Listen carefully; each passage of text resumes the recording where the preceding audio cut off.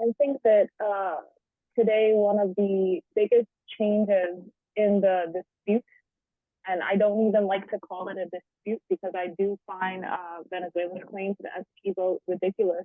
But I think that one of the biggest things that people are missing is that in the present, this isn't a tense situation because you have sort of imperial aligned governments in Venezuela making a claim to the Essequibo. What has changed is obviously the ideological positionings of both Venezuela and Guyana since this claim has been revived in the 60s. And that is that Venezuela is no longer a state that is aligned with US and Western imperialism.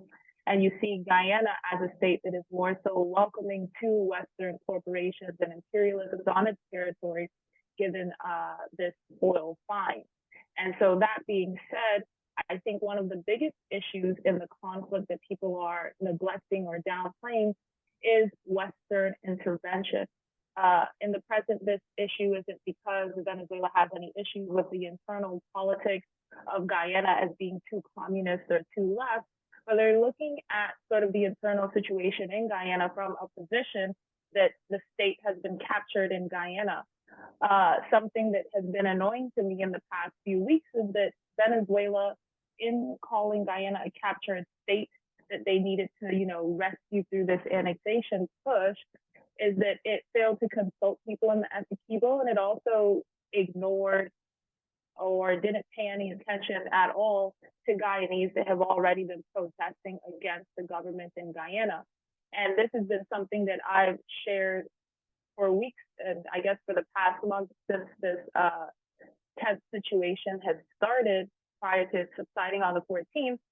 And it is now being alleged in Caribbean media that Maduro brought news clippings on the meeting for peace and dialogue on the 14th of Guyanese protesting the government and Exxon to basically say, see, my claims are founded.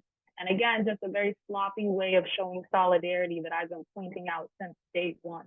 Like that's something very sloppy to do, because even prior to Venezuela's referendum, there has already been a crackdown on journalists and activists in Guyana that have been talking about the relationship between the government and Exxon.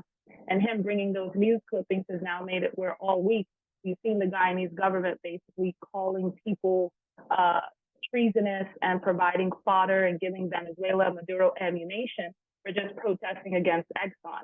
And so I'm not shocked that you don't find people in Guyana willing to talk about these things, precisely because Venezuela has made the internal dynamics in Guyana a lot more harder for activists that have, again, already been fighting against Exxon. And I know I veered off from the question, but yes, as I was saying, the main problem in the present that has started this whole contentious situation between Venezuela and Guyana is this issue of Western intervention. Venezuela is seeing that Guyana is being more welcoming or open to U.S. corporations and military exercise with Southcom, and they view that as an obvious threat because ever since October of 2021, the new Southcom general, Laura Richardson, she's been very vocal about the fact that she wants to institute regime change in Venezuela. And so that was part of the security concerns that I pointed out early on. And I also wrote about how hostile Richardson has been ever since she's assumed that post. And then, of course, you also have Guyana then being even more welcoming to Southcom, whereas they weren't at the beginning of this year, precisely because they view it as a way to deter Venezuela and its sort of annexation claims. And so now we have two states that were engaged in a dangerous security game that was sort of being egged on by, the chauvinists who, love Venezuela's position and believe somehow that Venezuela has this righteous claim to the Essequibo backed by Spanish colonialism. And then you also had sort of the righteous Guyanese nationalists who were more so like, if Venezuela intervenes, we obviously have a small army, so of course we should welcome the U.S. into the region.